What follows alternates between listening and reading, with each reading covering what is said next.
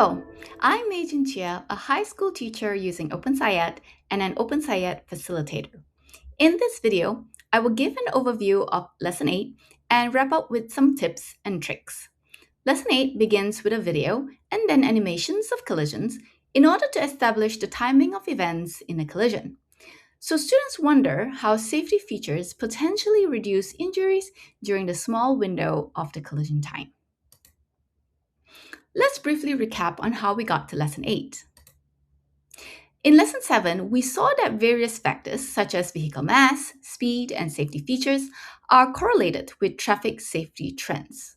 We now wonder how safety features like seatbelts and airbags function to improve passenger safety in a collision. Here's a look at this lesson at a high level. Lesson 8 takes one 45-minute day. The 30 minutes of material preparation include printing a student handout and testing the videos. It is optional, but I highly recommend for students to use their own devices to play the animation videos.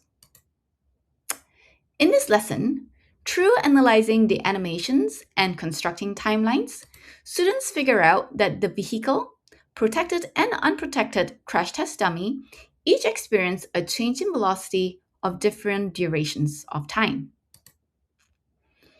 In a collision, the change in velocity delta v of the vehicle and the crash test dummy is always the same, regardless of safety features.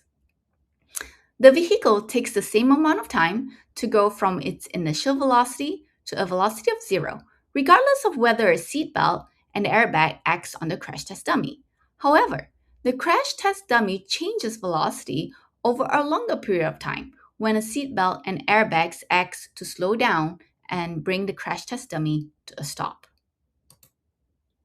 Let's take a look at the key moments in Lesson 8. To guide students in constructing the vehicle timeline, crash test dummy with and without safety feature timelines, review the timeline development teacher reference prior to your class session. The class will use data from animations to construct the timelines in order to compare the timing of events in the collisions. After constructing the timelines, students add velocity changes using the simulation velocity data handout. Highlight to students that in order to compare equal changes in momentum with the other timelines, for the crash test dummy with safety features, the relevant time duration is when the crash test dummy collides with a seatbelt and when it comes to a stop before starting to move backwards, and not when the crash test dummy comes to a final stop. There is one possible point of confusion that I would like to bring up. In the simulation data, the crash test dummy comes to a stop at 0.624 seconds, but in the animation, that happens at 0.642 seconds. The teacher edition notes that this difference is because the simulation has the vehicle hitting an immovable wall, while in the animation, the car hits some object but then continues to move a significant distance as it slows to a stop. The discussion moment in this lesson is to reflect on how safety features change the timing in a collision event, which motivates Lesson 9. In particular, ask students for their initial ideas on exactly how safety features increase the amount of time over which change in velocity occur and why this is important for passenger safety. So where do we go from here? We saw that a crash test dummy without safety feature changes its velocity in a much shorter time than a crash test dummy with safety features. We wonder how safety features function to increase this time interval. Okay, let me share a couple of strategies for this lesson.